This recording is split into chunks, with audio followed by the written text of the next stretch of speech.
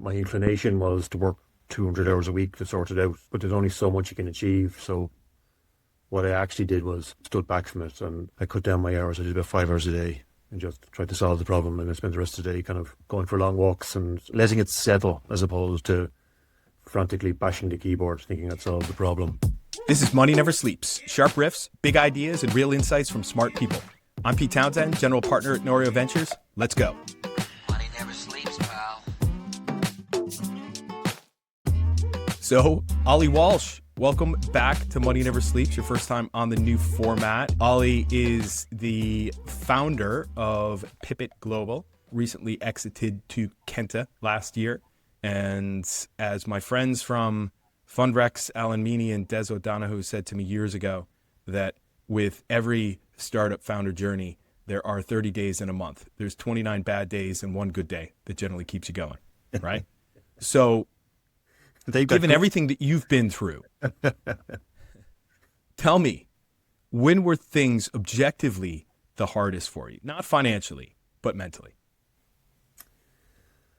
Well, I suppose it ebbs and flows. There was 29 bad days and one good day. I mean, your question immediately brings me back to relatively early in our story. Like, the company was 12 years old when we sold it, so probably in year three or four, we'd identified the three biggest risks to the company. One was losing a key member of staff, one was losing a key client, and one was losing a key bank account. So as a fintech company, you're always at risk of being debanked because the banks don't like fintech. So any excuse at all, they'll debank you. And all three of those things happened in an 8-week period. We lost one of our directors, who was a head of finance. We lost one of our key clients, and we lost our key UK bank account. And it was, disaster city. And it wasn't anything like the company was funded at the time. We'd recently been, so it wasn't like we were short of money, but just it hit the fan in a big way. Part of the learning in self-care, I suppose, as an entrepreneur was, I think that my inclination was to work 200 hours a week to sort it out, but there's only so much you can achieve. So what I actually did was stood back from it and I cut down my hours. I did about 5 hours a day and just tried to solve the problem. And I spent the rest of the day kind of going for long walks and letting it settle as opposed to frantically bashing the keyboard thinking I'd solved the problem. So kind of that was, and the problems, we resolved them. They were difficult, but we moved on and we continued. But that period jumps out as a particularly difficult, sleepless nights type period. Okay. But then you're raising funding, and the last month, the last week, the last day of getting things signed is traumatic because things change and people try to influence deals, and you can do that in funding and you can do that in the exit as well. What was a 60-day term sheet took 42 weeks to close. It's not a straight line from A to B. Did you feel burnt out when you were in it? When you were in that, I have to do everything I can to get this sorted out? And what were the signs?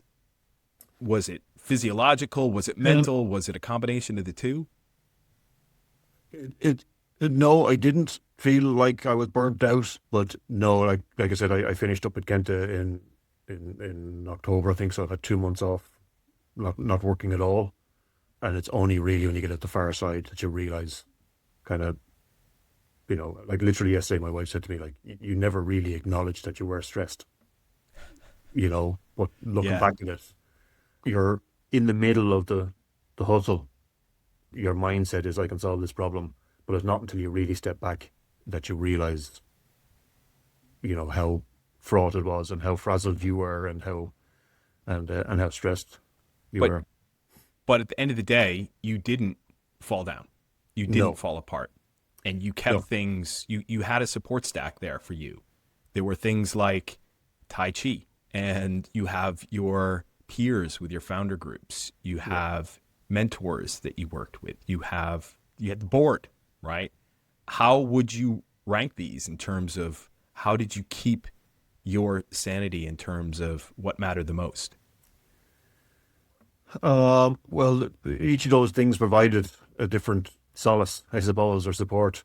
The Tai Chi practice or a morning routine. I mean, for me, it's Tai Chi, but if it's yoga or walking or cycling or swimming or whatever your routine is to have that time for yourself. So I mean, I've been practicing Tai Chi for 23 years, but I have a daily morning practice, which is really important to me. I do have a peer group, which is a facilitated peer group, something like a Power 7 it's called. It's 7 business owners that meet for a full day every second month, and you share your problems and you help other people solve theirs.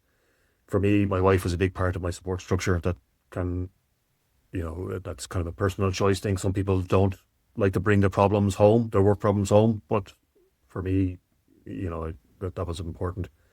And then a good friend of mine, Mark, who's been friends since we were 12 in school, but he's a local business owner, but he's outside of that group. So I kind of tapped him up and said, I need to meet you every week for a coffee just to vent. So he was at the wrong side of a vent every morning for about 2 years, having a coffee in town.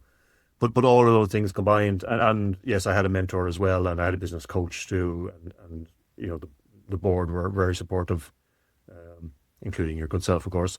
I do know many horror stories about business owners or founders dealing with boards who are not supportive, who are working on their own agenda as opposed to the companies.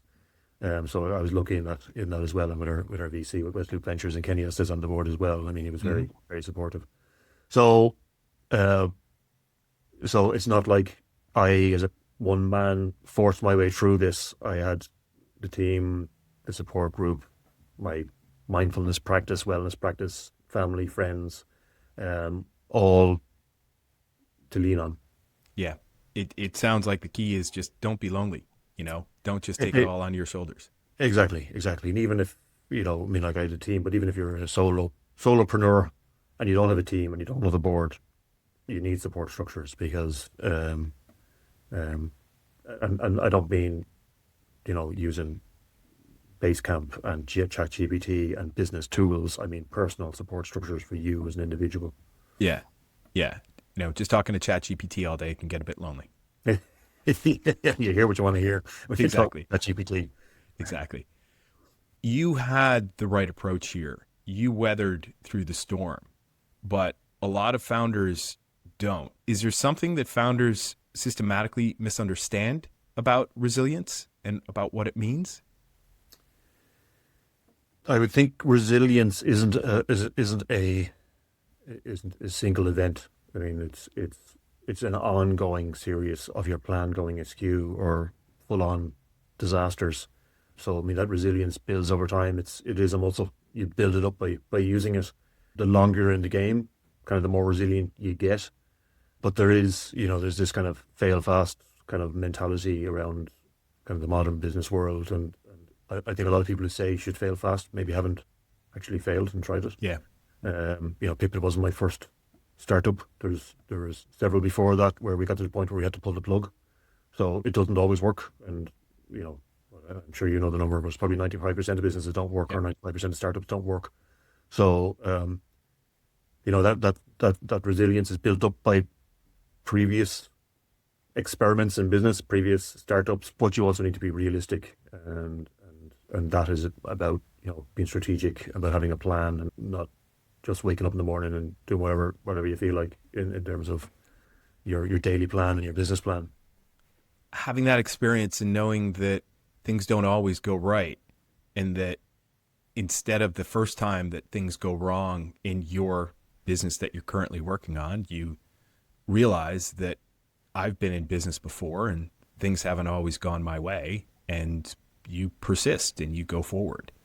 And that it seems like resilience is more about having that knowledge and having that experience than having a tough outer core or a suit of armor on you at all times as you're going to battle in the startup world. You kind of have expectations, I suppose, that deals aren't necessarily going to get signed, and the tech is going to take longer to build than you expect. These kind of things. What you don't necessarily expect is people that letting you down, for example, which is a big sucker punch.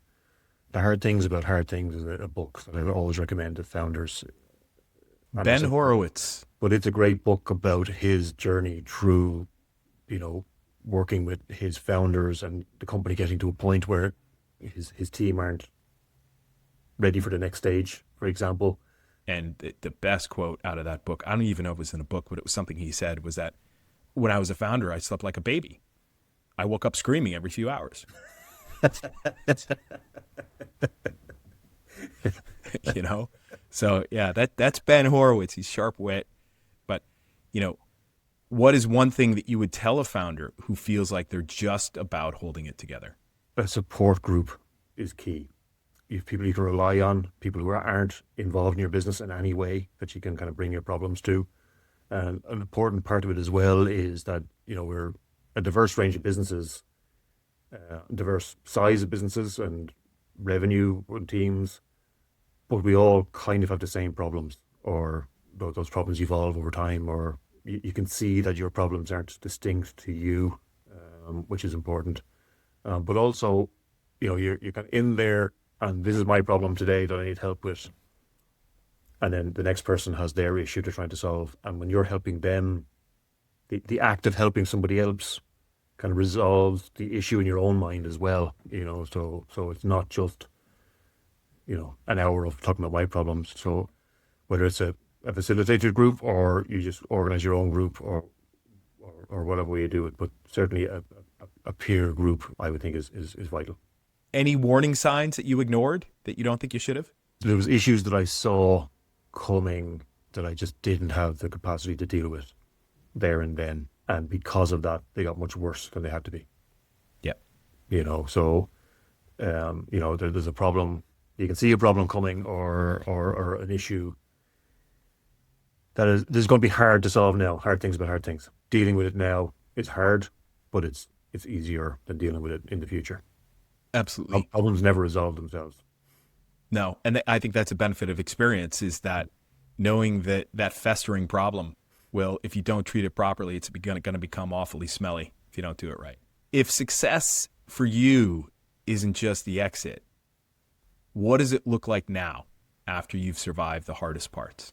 I've gone through the full process now as an entrepreneur. You know, we started the company, that's what you referred to as the founder's poem. And the last time we talked, you know, started the company, got the initial funding, got the first client, got the second client, got the first transaction, got the VC money, got our platform live across 50 countries in emerging markets, built a team, and eventually exited. I mean, it's full circle in terms of that entrepreneurial journey.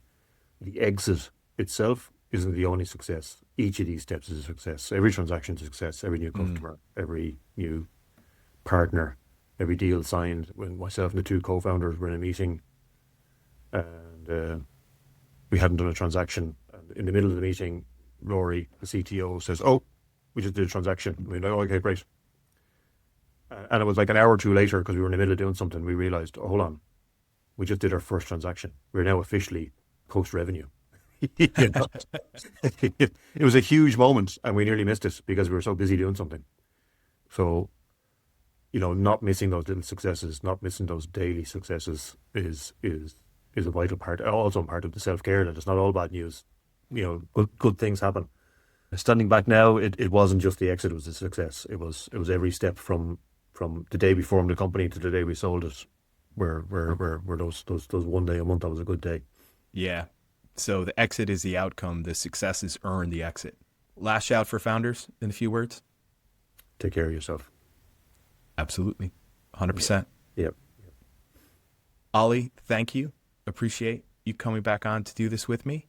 And for everybody out there, please do like and subscribe wherever you get your podcast, because it helps others to find the show. So thank you. And Ollie, I will talk to you again soon.